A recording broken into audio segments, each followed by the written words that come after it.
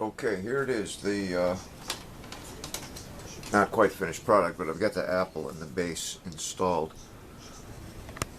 Checking to see how this is going to show up on camera. This was extremely easy. The only problem that I've had is that with the apple installed, I don't know how to explain it. With this cupola on, you can't push the apple all the way down, or I didn't try to force it because this LED wants to touch the hatch. Now this is Tamiya compatible frontal armor, so I may have been better off to do the mirror mod. Then my apple would have sat like this with the LEDs pointing to the corners, and I think it would have cleared the hatch okay. But I have this spare cupola with no hatch top on it, so when I IR battle, I'll put this one on and just eliminate the hatch altogether.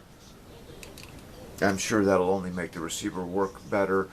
There will be places where I'll be trying to watch for the LEDs, and with the hatch I think I'd be blocked and wouldn't be able to see. This way you can see the LEDs from anywhere 360 around the tank, and then when I'm not battling I can remove the apple and remove this cupola and replace it with this cupola. And I've also noticed that the hatch doesn't quite close all the way with the base in there. It's just a little bit, but that's okay because I'll have the hatch up and I'll take my commander figure, which I still haven't found the one I want to use permanently for this tank, but when I do, I'll get one of those deals. I think Jeff Aus is making them commander figures that are designed to sit right on that pedestal for the Tamiya compatible. Now I don't know if the Tamiya pedestals have that round I don't know, dip in them. I don't know, I've never actually seen a real Tamiya apple. This is the only one I've ever seen, and it's an impact.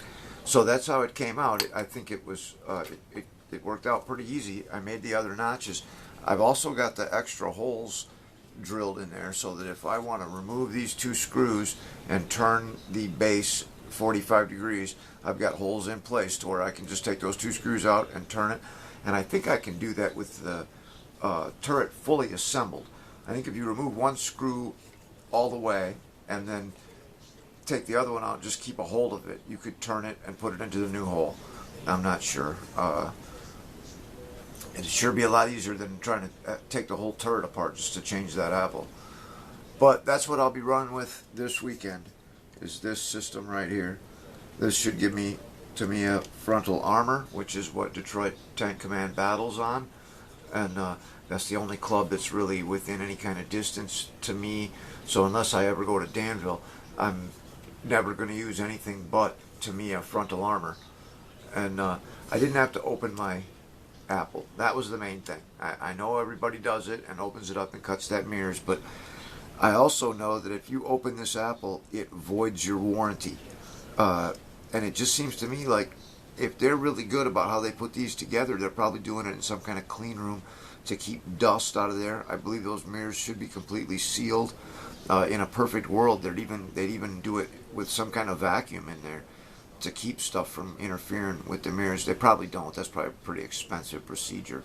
But anyway, I avoided having to open the apple, and I've got my base all set up for battling, and I can now put my recoil unit back in and run my wires. And then I'm going to run this through the slip ring, and I'll probably do a separate video for that because I'm going to have to change these.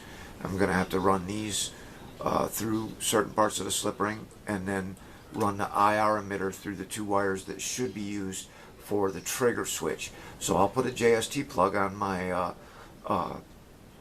emitter so that I can run it to the daughter board that comes with the slip ring, and then when I go to put in the emitter for the impact, it has a special plug as well. I'll simply attach that plug to the other end because I do have JST plugs and crimpers and all that stuff, but I don't have this size. I've only got I think they're 5.4 millimeter, 2.54 millimeter distance or something. But anyway, there it is, fellas. Really easy mod to make. You just make the notch, drill a couple holes, screw it right in. There's your impact battle unit, fully installed in an IMEX Tigen full metal Tiger One turret. I assume the Tamiya Apple would be just as easy to install, and that's what I'll be using. See you next time.